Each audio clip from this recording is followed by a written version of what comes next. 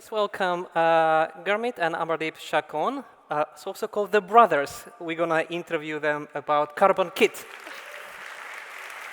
Hello, hello. Oh, hey, sorry, come on, man. How's it going? You good? I'm good. Thank you. Still sweating, but I'm good. You're doing well. You're doing great. You're doing great. Thank you. Guys, we actually thought before we do this interview session to just give Sergey and the team a big round of applause. Stop it.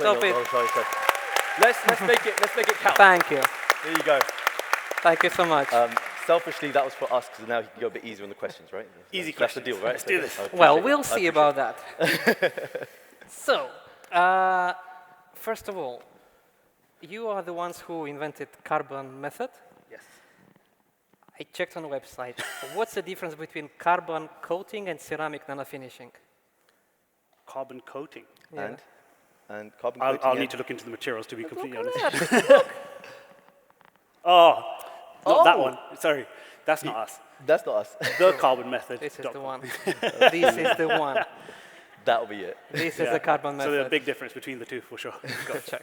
Because actually, there's a carbon method and the carbon method. Yes.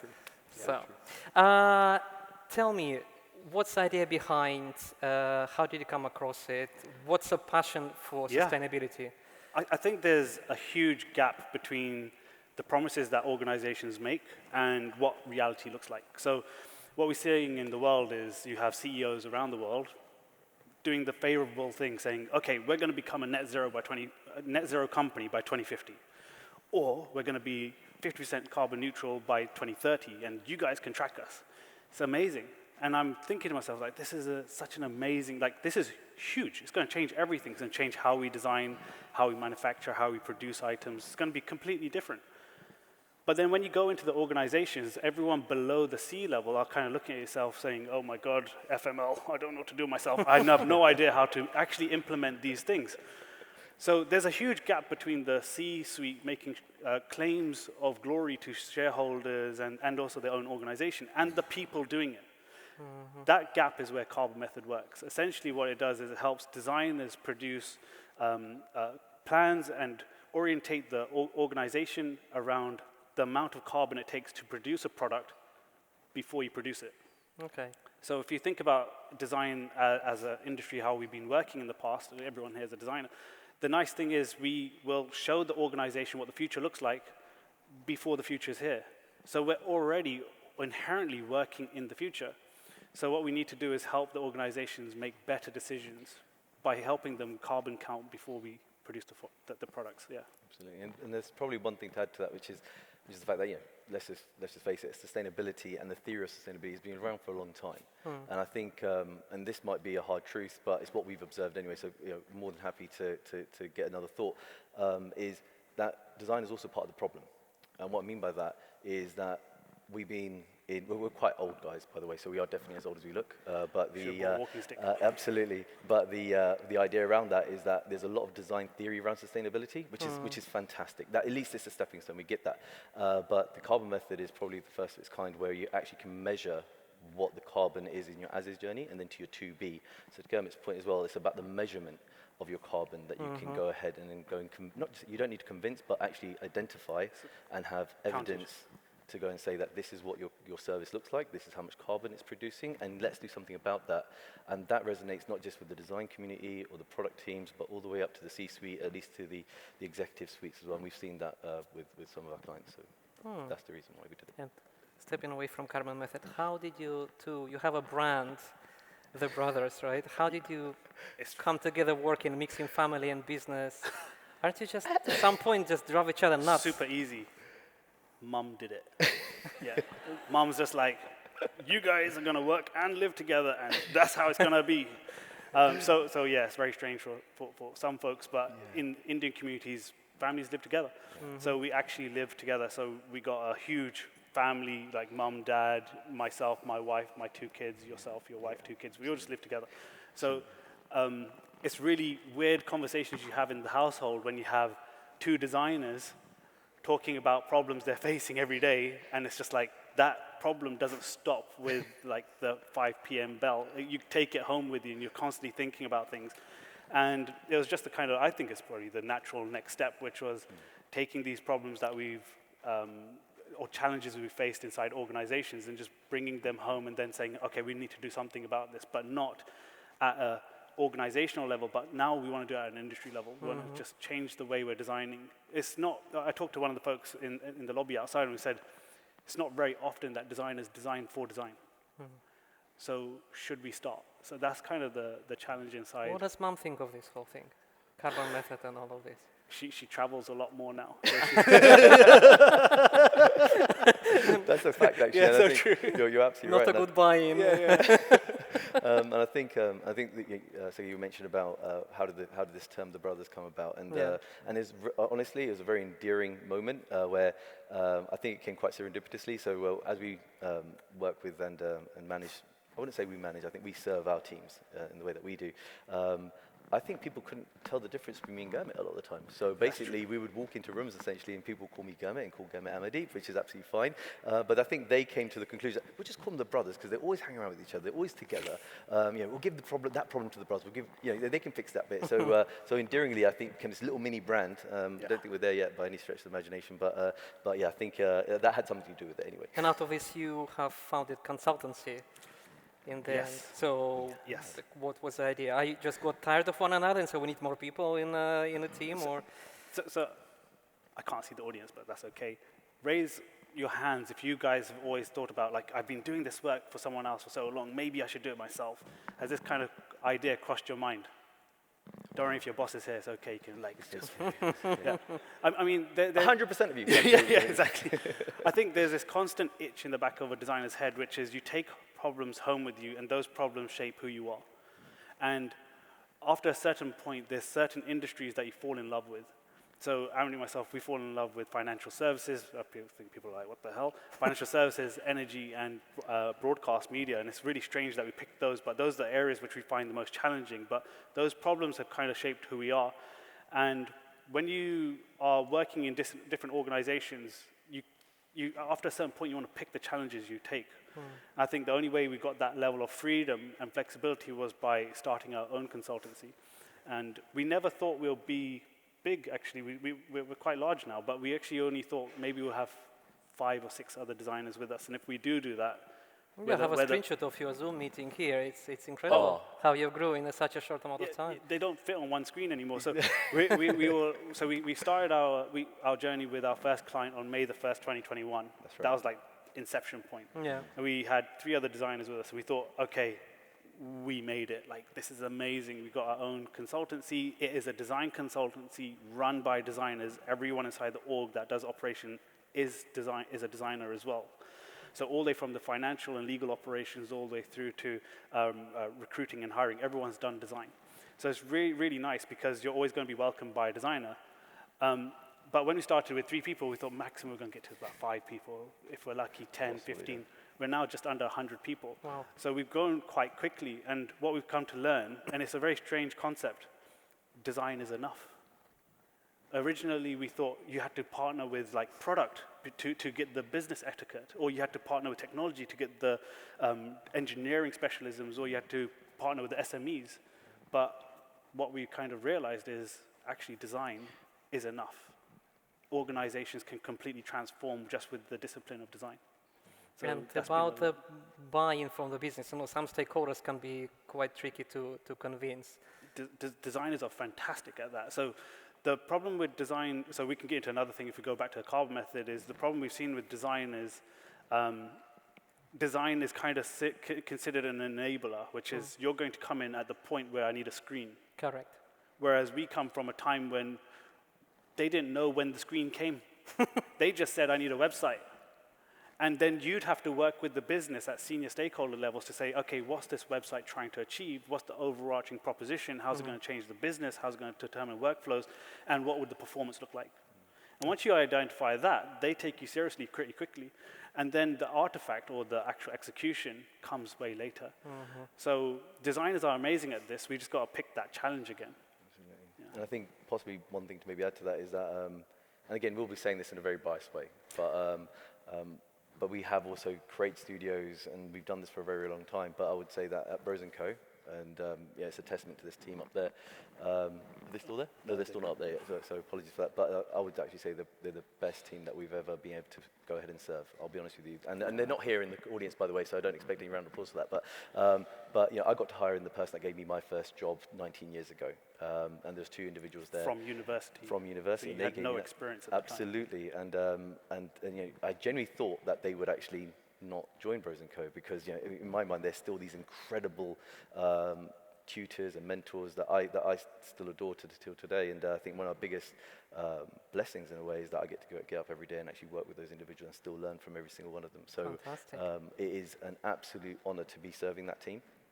But I think at the same time, I think people attract people in that particular way. And I think you know, you can try to get the best brief in the world, which is absolutely brilliant, but at the same time, if you don't have the right minds around that, and you don't know your design team that can actually go ahead and challenge those briefs the right way, and also what you can't do and what you should avoid doing, and then you shouldn't pick up that piece of work. You really need to know your team. So we're, I think, in a place, or at least a moment in our career where we can stand by the fact that this is it's an incredible team. The team is absolutely amazing, yeah. And going back to the carbon method and sustainability, how can all of us in Rome design create a more sustainable UX? Should we just stop using Figma and just pen and paper from the low level? Or? Yeah. I think the first thing, in my opinion, is self-identification, which is the world in which we live in is essentially driven by this concept of a linear economy. Raise hands, circular economy, linear economy. Do you guys understand these concepts? Got some people. Yes, right man. here. So amazing. The idea of a linear economy essentially means that the world in which we are responding to is driven by three key factors: take, make, and waste, right? So those three elements is essentially what the economy is being driven by, and that's how our career has been defined. So when you're talking to an organization, they write you a brief, they're not going to be considering factors that aren't going to be revenue generating or market positioning or segmentation, kind of reorientating. They're not going to do those things because they're in take, make, and waste. Mm-hmm. So when I say take, it's about taking natural resources, making them into a TV screen, a mobile phone, or even making it into a website. And then waste, which is we have no consideration for the waste that these things create. Now, the problem that we have seen inside this concept is essentially, as a designer, you have a very limited view of the world. You only see the context that the business has given you.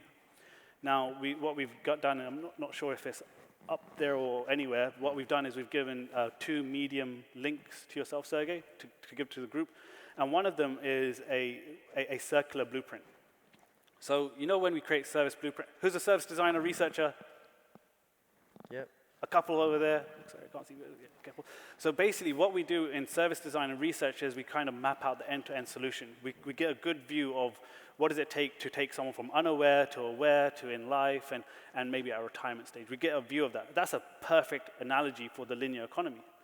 Whereas what we try to do is say, okay, if that's the perception we have, that's the view as a designer, that's the world we see, how do we broaden it? How do we make it bigger?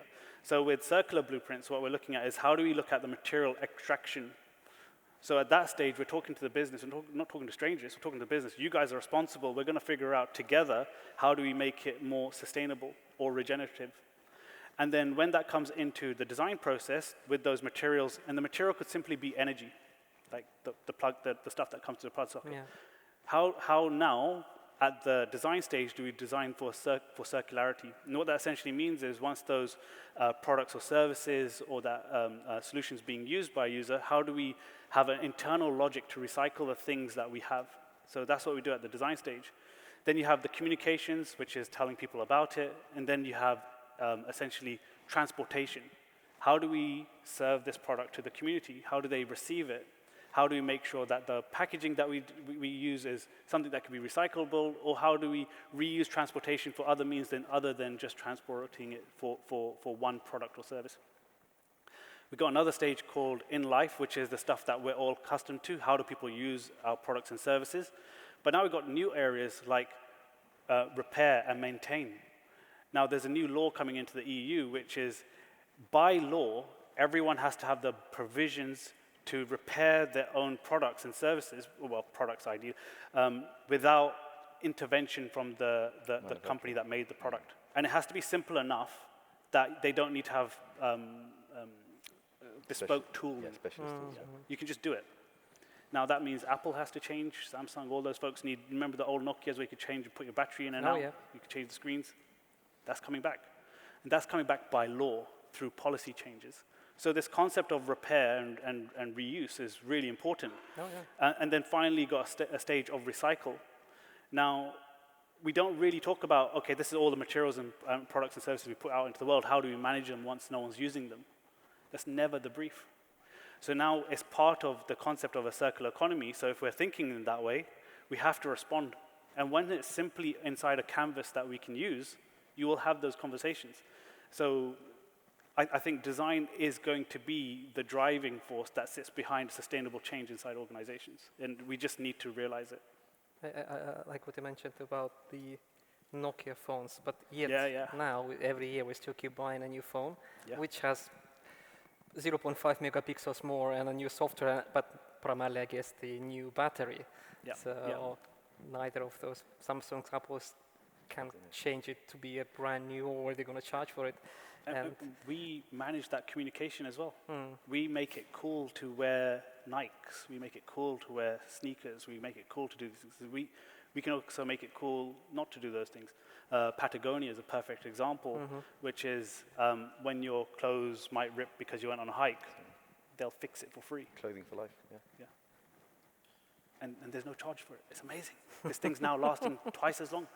So I think these concepts that are human, but also how consumers consume the things we create, is a challenge designers need to address. Fingers crossed we can achieve proper sustainability soon. Questions from the audience. Can you give example of change you've made to a design based off the results of using carbon kit? Yeah. We can, but the one I'm thinking about, I can't talk about. I'm so sorry.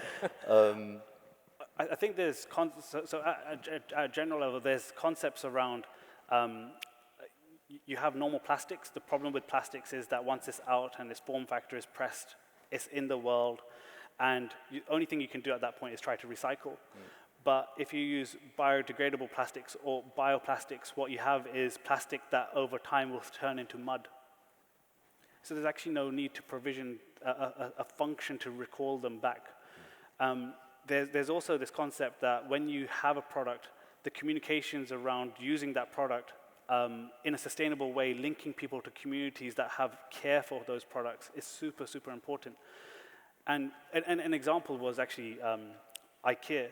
So IKEA is trying to make sure that the forests that they cut wood from to produce those products is regenerative. They struggle to find sources that could qualify the regenerative aspect to those forests. So what they did is they grow their own forests. And it's not out of scope for us to have those conversations. It's interesting. It actually leads to another question. Is it still a luxury, sustainability, because there are extra costs associated for inaccessible developing markets? I think that part of it isn't. It can and can't be. It's actually a double-edged sword question in a way, because it's what you make of it. And I think where it really starts off is education. So therefore, it's a bit like inclusive design in a way. It's not an extra add-on. It is something that you actually, if as a design community, we understand a little bit more around material design as an actual concept, as an actual science in itself. If we have the right tools to go ahead and make those calculations, we can embed this into our actual design process itself. Because our design process is a fantastic tool to go ahead and actually visualize, and in certain cases, the first time an organization has visualized their end-to-end service or product, and then going to actually place those measurements within inside of it. So we have actually done the calculation inside of the space, and in certain cases, it is a little bit of an add-on, I'll be honest with you, but it takes at least probably about 10% if you could do it right. But the actual dividends that are paid off from both a business, human, user, and planetary perspective is, obviously, tenfold, and that's mathematically, that is a very low estimate in terms of it. So that's exactly what the carbon method is there to address as well. It's not necessary to talk about the theory of sustainability. It's actually to quantify it as we go through. And with some of our clients, we were able to see it where it takes them to that 0 to 1, we call it the 0 to 1 aspect to it, where even if, let's just say, for example, you're 75% accurate, which is a high, which is quite high because we go from something called carbon averages to carbon actuals, and we're all trying to get to carbon actuals. But even the UK government and governments around the world are saying, yeah, if we can get to averages, that's absolutely a very sound calculation to go to. So we can go with averages, for example, and if you get to 75%, for example, that's still better than what you were yesterday. And the conversation is starting to happen, and it's outside of our design community. It's actually there to businesses that can actually make those changes. So it is really, really important for us to understand that we can start to leverage our canvases, leverage our persuasive nature, and also be a huge advocate for not just sustainability, for the change that we want to perceive. So even at Bros & Co, we did I think it was about a month ago when we did that canvas. Do you want to talk a little bit about that? So. Yeah, basically. I can as well, but if you want to. I hope we've got time, but basically there's this concept that when we talk about sustainability, we're always talking about climate change. And I'll be completely honest, that's how me and Amardeep, we perceived, if we were talking about sustainability, it is just climate change.